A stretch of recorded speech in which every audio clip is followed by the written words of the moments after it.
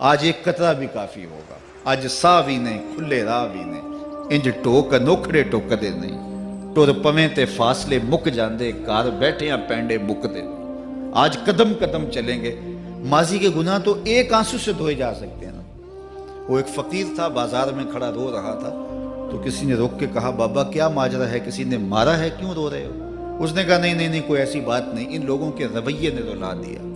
کہا کیا مطلب؟ کہا بازار سے گزر رہا تھا، ان لوگوں کو دنیا میں کھوئے ہوئے دیکھا تو میرے دل میں ترس جاگا، تو میرا خیال یہ ہوا کہ ان بندوں کی رب کی صلح نہ کروا دوں۔ تو میں نے پھر اس سے بات کی، تو آواز آئی ٹھیک ہے لے آ ان کو میری چوکھٹ پہ، ایک آنسو سے سارے گناہ معاف کر دوں گا۔ میں بڑا خوش ہوا، میں ان سے بات کی، یہ الٹا میرا مذاق اڑانے لگے، جا بابا کام کر، تجھے کیا پتا دنیا داری کیا ہوتی ہے۔ تو وہ تو مان رہا تھا، یہی نہیں مان رہے، تو مجھے ان کے رویے پہ رونا آ رہا ہے۔ وہ کہتا ہے میں بخشنے پہ آمادہ ہوں، ہم تو مائل بکرم ہیں، کوئی سائل ہی نہیں، راہ دکھلائیں کسے، راہ رب منزل ہی نہیں، جلوائے طور تو موجود ہے، کوئی موسیٰ ہی نہیں۔ وہ تو کہتا ہے میں معاف کر دوں گا، لیکن یہ عجیب ہے کہ یہ آمادہ ہی نہیں ہے، یہ مان ہی نہیں رہے۔ تو مجھے ان کے رویے پہ افسوس آ گیا، ان کے رویے پہ رونا آ گیا، اس لیے میں رو رہا ہوں، ورنہ نے مجھے مارا نہیں، کوئی تکلیف نہیں پہنچائی۔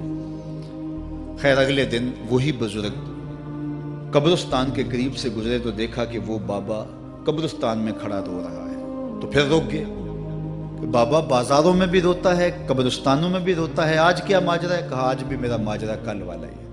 کہا کیا مطلب؟ کہا کل بازار سے گزر رہا تھا، ان کو دنیا میں کھوئے ہوئے دیکھا، میرے دل میں ترس جاگا، تو میرا خیال ہوا ان بندوں کی اور رب کی صلح کروا دوں، تو وہ تو مان رہا تھا، وہ بندے ہی نہ مانے، تو آج میں ادھر آ گیا۔ میں نے کہا چلو ان سے بات کرتے۔ آج میرا خیال یہ ہوا کہ قبرستان والوں کی اور رب کی صلح کروا دوں۔ تو کہا پھر آج کیا بنا؟ کہا آج یہ مان گئے ہیں، وہ نہیں مانتا۔ تو صاحبو آج وہ مان رہا ہے، آج ہم مان جائیں۔ میں نے کتب میں پڑھا ہے کل قیامت کے دن نیکوکار بھی پچھتائیں گے۔ بدکاروں کا پچھتانا تو سمجھ میں آتا ہے، نیکوکار کیوں پچھتائیں گے؟ جب اپنے اچھے اعمال کی جزا دیکھیں گے تو پچھتائیں گے، جو چند لمحے ضائع کر دیے وہ بھی کیوں ضائع کر دیے۔ قیمتی زندگی ہے، یہ ٹوٹتی سانسیں، ان کی قدر کیجیے۔ ایک بزرگ فرماتے ہیں کہ مجھے اس بات کی سمجھ نہیں آتی تھی کہ جو قرآن نے کہا ان الانسان لفی خسر، بے شک انسان خسارے میں ہے، تو میں سمرقند کے بازار سے گزر رہا تھا تو وہاں ایک آدمی پھٹے پہ برف رکھ کے بیچ رہا تھا اور ساتھ آواز لگا رہا تھا۔ آج کل تو یہاں وہ پاپڑ بیچنے والے بھی کوئی آواز لگاتے، تو وہ برف پھٹے کے اوپر رکھ کے بیچ رہا تھا اور ساتھ آواز لگا رہا تھا۔ آواز کیا تھی؟ ارحمو ارحمو الا من یذوب راس مالہ، او گزرنے والوں میرے پہ ترس کھاؤ، میں ایسا تاجر ہوں جس کا راس المال پگھلتا جا رہا ہے۔ چونکہ یہ جو برف ہے ایسا سودا ہے جو گاہک کا انتظار نہیں کرتا۔ آپ کپڑا بیچتے ہیں، آج گاہک نہیں آیا، ہو سکتا ہے کل دعانے مہنگا بیچ لیں۔ آپ پیٹرول بیچتے ہیں، ہو سکتا ہے کہ کل پڑا 6 روپے اوپر چلا جائے، آپ کا لاکھوں کروڑوں کا فائدہ ہو جائے۔ لیکن آپ اگر برف بیچتے ہیں، آج نہیں بکی تو کل برف ہی نہیں ہوگی۔ تو وہ سل پہ برف بیچ رہا تھا اور ساتھ لوگوں کو دہائی دیتے ہوئے کہہ رہا تھا، او لوگو میرے پہ ترس کھاؤ، مجھ سے برف لیتے جاؤ، میں ایسا تاجر ہوں جس کا راس المال پگھلتا جا رہا ہے۔ تو کہتے ہیں جب اس نے یہ آواز لگائی نا تو میرے قدم رک گئے اور میں اس کے قریب چلا گیا اور میں نے کہا کہ مجھے ان الانسان لفی خسر کا ترجمہ سمجھ میں آ گیا۔ جس طرح تیری برف پگھلتی جا رہی ہے، میری زندگی پگھلتی جا رہی ہے، اور اگر تو اب برف وقت پہ بیچ لے، ان پگھلتی برف کو تو درہم کے بدلے، دینار کے بدلے، پارچہ جات کے بدلے، جنس کے بدلے فروخت کر لے تو فائدہ ہو جائے گا، 4 آنے تیرے ہاتھ لگ جائیں گے۔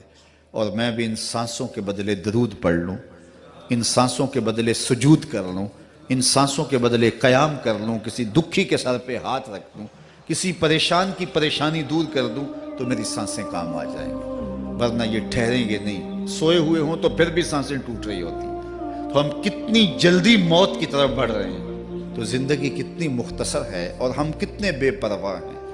آنکھیں اس وقت کھلتی ہیں جب آنکھیں بند ہوتی ہیں، لیکن کیا فائدہ اس وقت کا؟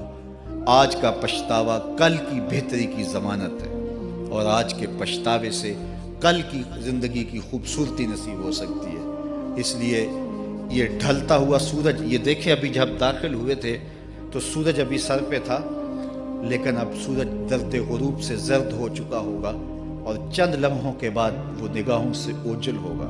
میاں صاحب بھی بولے کہ زندگی تیری جو ہے ڈوبتے سورج کی طرح ہے، ڈیگرتے دن گیا محمد اوڑک نو ڈوب جانا۔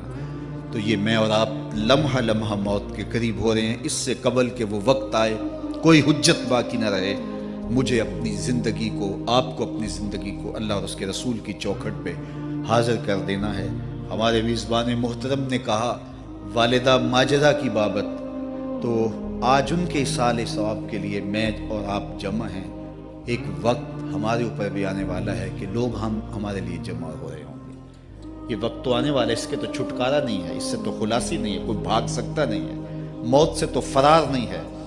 تو آج وہ نہیں ہیں، لیکن ان کا سعادت مند بیٹا ان کی یادوں کے چراغ کو روشن کیے ہوئے ہے۔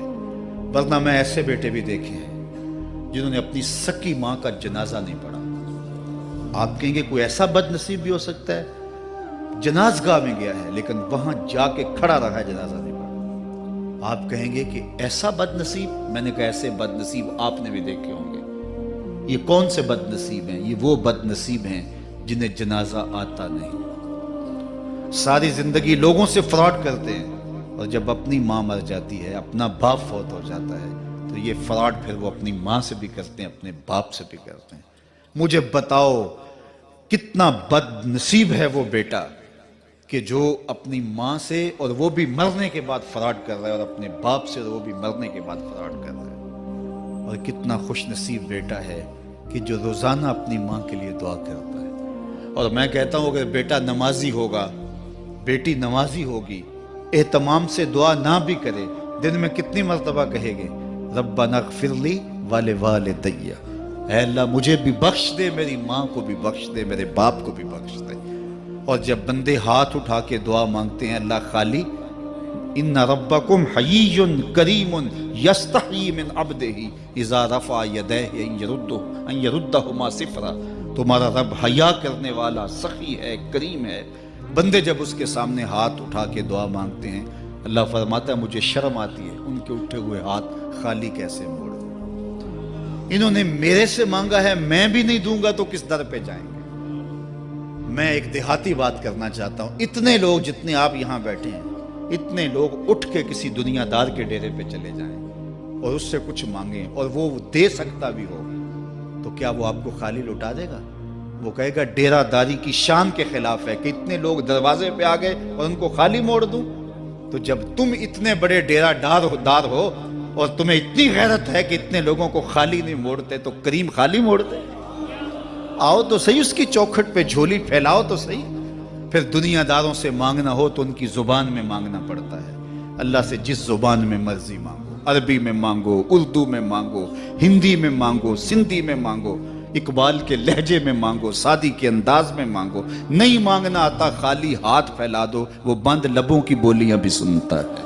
آؤ تو صحیح اس کی چوکھٹ پہ، اپنے ہاتھ پھیلاؤ تو صحیح۔